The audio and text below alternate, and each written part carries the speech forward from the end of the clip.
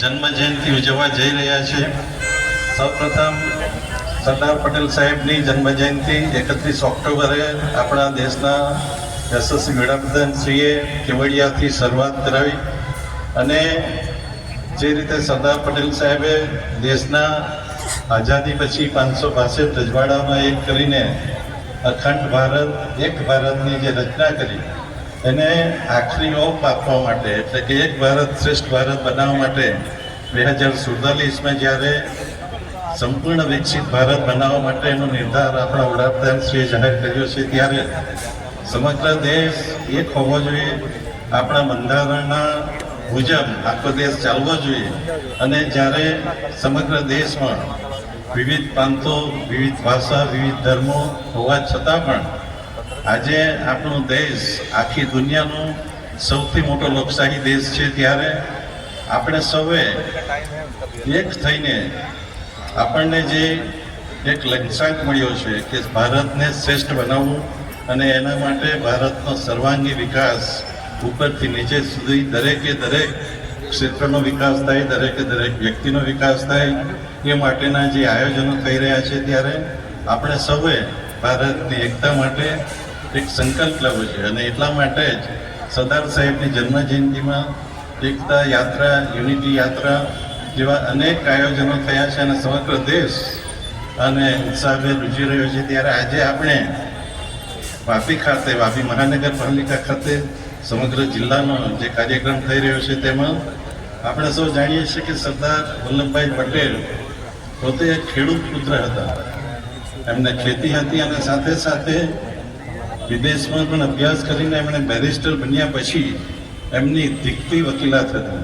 સારામાં સારા બેરિસ્ટર સાબિત થયા હતા અને એમના અસીલો પ્રત્યે કે એમના ગ્રાહકો પ્રત્યે એટલા સમર્પિત હતા કે એમને એમના ધર્મપત્નીના અવસાનનો મેસેજ મળ્યો છતાં પણ એમણે એને ખિસ્સામાં મૂકીને પોતાના અસીલનો કેસ જીત્યો હતો અને આવી વકીલાત છોડીને પૂજ્ય મહાત્મા ગાંધીજીના સંપર્કમાં આવ્યા પછી જ્યારે એમણે જોયું કે દેશમાં આઝાદી લાવવી હોય તો આપણે સૌએ સંગઠિત થઈને લોકોની સાથે રહેવું જોઈએ અને તેઓ આપણે અત્યારે કહીએ છીએ ને કે ભારતીય જનતા પાર્ટી પંચાયતથી પાર્લામેન્ટ સુધી છે.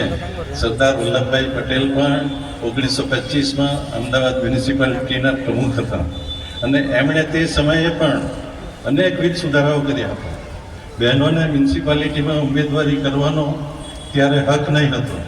એમણે સમગ્ર દેશની બધી મ્યુનિસિપાલિટી પાસે સરકાર એટલે કે અંગ્રેજોને અરજી કરાવી અને ત્યારથી બહેનોને જે ઊભા રહેવાનો જે અધિકાર મળ્યો તેને આજે આપણા દેશના વડાપ્રધાન શ્રી મોદીજીએ નારી શક્તિ સન્માન કરીને બહેનોને પણ જે વહીવટમાં ભાગીદારી આપવાનો પ્રયત્ન કરે છે. આપણે મોદીજીને પણ ખાસ અભિનંદન આપીએ.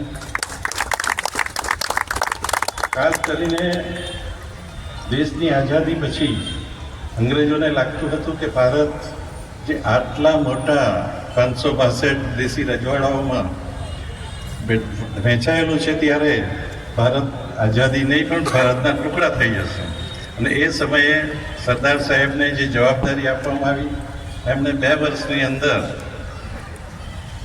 એમનામાં લોકોને કેટલો વિશ્વાસ, રાજાઓને કેટલો વિશ્વાસ, સરકારી અધિકારીઓને કેટલો વિશ્વાસ કે એમણે 2 વર્ષની અંદર સમગ્ર દેશને એક કર્યો અને ત્યાર પછી જે 2 થી 3 રાજ્યો આપણને સૌ ખબર જ છે, જુનાગઢ, હૈદરાબાદ, એમને તો એમણે કડ અને બળથી સામેલ કર્યા. પણ કાશ્મીરનો પ્રશ્ન જે વર્ષો સુધી લટકતો રહ્યો અને 370 કલમ નાબૂદ કરીને માનનીય મોદીજી અને અમિતભાઈએ એને જે આખરી ભારતમાં સામેલ કર્યું, આપણે સૌ આ પ્રયત્નને પણ વંદન કરીએ.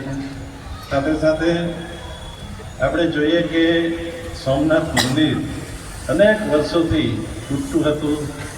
વિદર્ભીઓએ એના ઉપર એટેક કર્યા અને એની જે હાલત હતી આઝાદી પછી એના માટે એમણે એનું નિર્માણ કરવાનો એક સંકલ્પ કર્યો સોમનાથના સાગર કિનારે અને આપણે જોઈએ છીએ કે ભવ્ય સોમનાથ મંદિર એમની આગેવાની હેઠળ જ તૈયાર થયું છે. આજે આપણા દેશના યશસ્વી વડાપ્રધાન શ્રી મોદીજી આ ટ્રસ્ટના ચેરમેન છે અને આપણે વાજપેયીજીના જન્મદિવસને સુશાસન દિવસ તરીકે ઉજવીએ છીએ.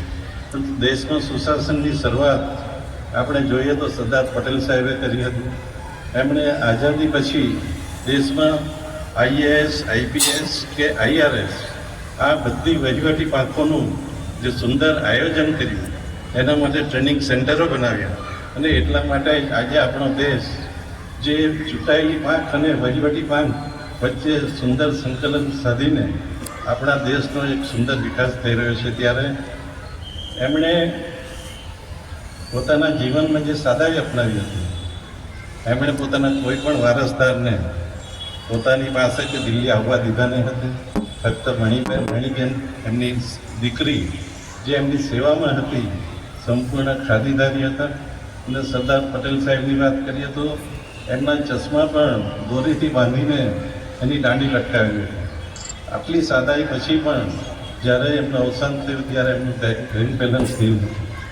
આવી સાદાઈ, દૃઢતા, અડગતા અને પ્રામાણિકતાના જે પ્રેરણા સ્ત્રોત સરદાર પટેલ સાહેબ છે. એમને ભારતીય ઇતિહાસમાં કેવી રીતે મૂલવવામાં આવી ખબર નથી, પરંતુ એમને શ્રેષ્ઠ આદરાંજલિ એટલે કે આદર જો આપ્યો હોય તો આપણા દેશના યશસ્વી વડાપ્રધાન મોદીજીએ.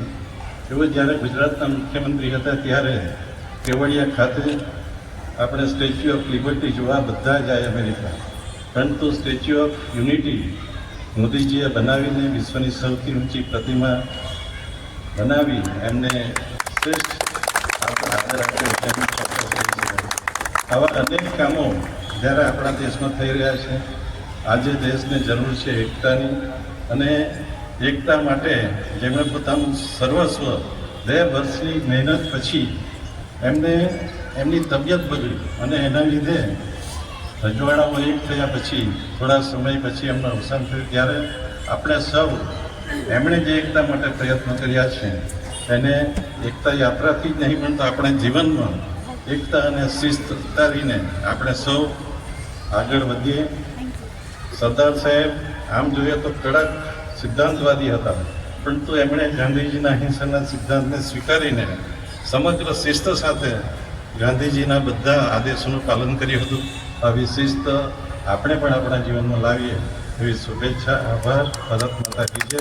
ફરીથી આપ સૌ મોટી સંખ્યામાં આવ્યા અને મહાનગરપાલિકા, જિલ્લા વહીવટીતંત્ર અને હેમંતભાઈની ભારતીય જનતા પાર્ટીની ટીમને પણ ખાસ અભિનંદન આપું છું. આભાર. ભારત માતા કી જય. ખૂબ ખૂબ